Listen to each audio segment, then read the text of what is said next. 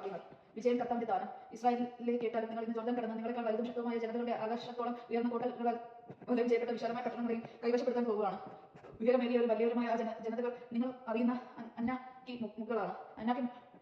അനാക്കിന്റെ മക്കളുടെ മുമ്പിൽ നിൽക്കാൻ ആർക്കും കഴിയുമെന്ന് ആരെപ്പറ്റി നിങ്ങൾ പറഞ്ഞു കേട്ടിട്ടുണ്ടോ? അവരാണിത്. നിങ്ങളുടെ ദൈവമായ കർത്താവാണ് ദഹിപ്പിക്കുന്ന അഗ്നിയായി നിങ്ങളുടെ മുമ്പിൽ പോകുന്നതെന്ന് നിങ്ങൾ മനസ്സിലാക്കണം. അവർ പുറത്താക്കുകയും നശിപ്പിക്കുകയും ചെയ്യാൻ നിങ്ങൾ മുന്നേറുമ്പോൾ കർത്താവ് വാഗ്ദാനം ചെയ്ത് ഉള്ളതുപോലെ നിങ്ങൾ അവരെ തോൽപ്പിക്കുകയും നശേഷം നശിപ്പിക്കുകയും ചെയ്യും. നിങ്ങളുടെ ദൈവമായ കർത്താവ് അവരെ നിങ്ങളുടെ മുമ്പിൽ നിന്ന് നീക്കം ചെയ്ത് കഴിയുമ്പോൾ എന്റെ നീതി നിമിത്തമാണ് കർത്താവ് ഈ സ്ഥലം അവകാശമാക്കാൻ എന്നെ കൊണ്ടുവന്നതെന്ന് നിങ്ങൾ ഹൃദയത്തിൽ പറയരുത്. ഈ ജനതകളുടെ ദുഷ്ടത നിമിത്തമാണ് അവിടെ നിന്ന് അവരെ നിങ്ങളുടെ മുമ്പിൽ നിന്ന് നീക്കിക്കളഞ്ഞത്. നിങ്ങളുടെ നീതിയോ ഹൃദയ പരമാർത്ഥതയോ നിമിത്തമല്ല. നിങ്ങൾ അവരുടെ രാജ്യം കൈവശമാക്കാൻ പോകുന്നത് നിങ്ങളുടെ ദുഷ്ടത നിമിത്തം നിങ്ങളുടെ പിതാക്കന്മാരെ അബ്രഹാം, ഇസഹാക്ക്, യാക്കോബ് എന്നിവരുടെ കർത്താവ് ചെയ്ത വാഗ്ദാനം നിറവേറ്റുന്നതിന് വേണ്ടിയാണ് അവരവിടുന്ന് നിങ്ങളുടെ മുമ്പിൽ നിന്ന് നീക്കിക്കളയുന്നത്. നിങ്ങളുടെ ദൈവമായ കർത്താവ് നിങ്ങളുടെ നീതി നിമിത്തമല്ല ഈ നല്ല ദേശം നിങ്ങൾക്ക് അവകാശമാക്കി തരുന്നതെന്ന് മനസ്സിലാക്കിക്കൊള്ളുക. എന്നാൽ നിങ്ങൾ ദുഷ്ടാടിയക്കാരായ ജനമാണ്.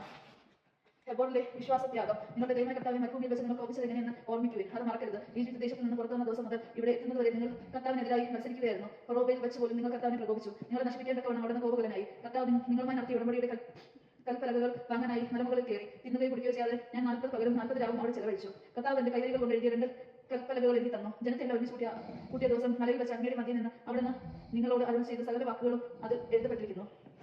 40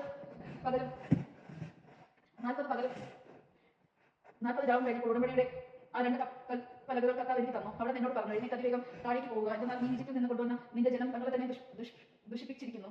ഞാൻ കൽപ്പിച്ച വഴിയിൽ നിന്ന് അവർ പെട്ടെന്ന് വ്യതിചലിച്ചു. അവർ തങ്ങൾക്ക് വേണ്ടി ഒരു വിഗ്രഹം വാർത്തിരുന്നു. കർത്താവ് വീണ്ടും എന്നോട് പറഞ്ഞു, ഞാൻ ഈ ജനം കാണാൻ ദുഷ്ടാടിക്കാരായ ഒരു ജനത്തെ കാണുന്നു.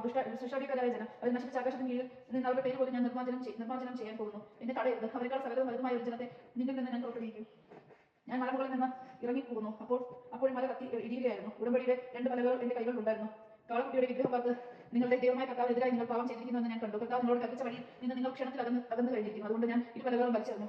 നിങ്ങളുടെ കൺമുമ്പിൽ വെച്ച് അവ ഉടച്ചു കളഞ്ഞു. അനന്തരം മുൻപിലെത്തിയതുപോലെ 40 പകലും 40 രാവും ഞാൻ കർത്താവിന്റെ മുമ്പിൽ പ്രകടിപ്പിച്ചു കിടന്നു.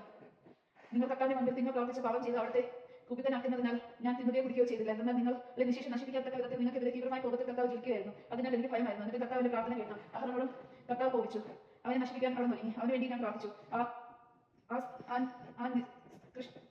ആ നികൃഷ്ട വസ്തുവിനെ നിങ്ങൾ നിർമ്മിച്ച് കാളക്കുട്ടിയെ ഞാൻ അഗ്നിയിൽ ദഹിപ്പിച്ചു. ഞാൻ അച്ചടച്ച ചെറിയ കഷ്ണങ്ങളാക്കി വീണ്ടും പൊടിച്ചിട്ട് ധൂളിയായി മലയിൽ നിന്ന് ഒഴുകി വരുന്ന അരുവിയിൽ ഒഴുക്കി കളഞ്ഞു.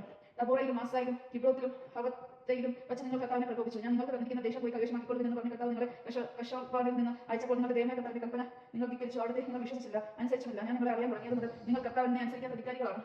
അതുകൊണ്ട് ആ 40 രാവും 40 പകലും ഞാൻ കർത്താവിന്റെ മുമ്പിൽ പ്രണമിച്ചു കിടന്നു. എന്നാൽ നിങ്ങളെ നശിപ്പിക്കുമെന്ന് കർത്താവ് അരുൾ ചെയ്തിരുന്നു. ഞാൻ കർത്താവിനോട് ഇപ്രകാരം പ്രാർത്ഥിച്ചു, ദൈവമായ കർത്താവ് അങ്ങയുടെ മഹത്വത്തിൽ അങ്ങ് രക്ഷിച്ച് അവിടുത്തെ ശക്തമായ കർത്താൽ ഈജിപ്തിൽ നിന്ന് കൊണ്ടുവന്ന അങ്ങയുടെ ജനത്തെയും അവകാശത്തെയും നശിപ്പിക്കരുതേ. അങ്ങയുടെ ദാസരായ അബ്രഹാമിനെ, ഇസഹാക്കിനെ, യാക്കോബിനെ ഓർക്കണമേ. ഈ ജനത്തിന്റെ ദുഷ്ടാടിയവും തിന്മയും പാവവും കണക്കിലെടുക്കരുതേ. അല്ലാത്ത പക്ഷം ഞങ്ങളെ എവിടെ നിന്നും കൊണ്ടുപോകുന്നു ആ ദേശത്തുള്ളവർ പറയും, കർത്താവ് വാഗ്ദാനം ചെയ്ത ദേശത്ത് അവരെ എത്തിക്കാനാണ് കഴിയില്ലാത്തത് കൊണ്ട് അവരെ വെറുത്തതും കൊണ്ട് മരുഭൂമിയിൽ വെച്ച് കൊല്ലാൻ വേണ്ടിയാണ് അവരെ ഇവിടെ നിന്ന് വിളിച്ചു കൊണ്ടുപോയതെന്ന്. എന്നാൽ അങ്ങ് കരം നീട്ടി ശക്തി പ്രകടിപ്പിച്ചു കൊണ്ടുവന്ന അങ്ങയുടെ ജനവും അവകാശവുമാണല്ലോ അവർ. ദൈവമാണ് നാം കേട്ട് നമുക്ക് ദൈവത്തെ സ്തുതിക്കാൻ സ്തുതി.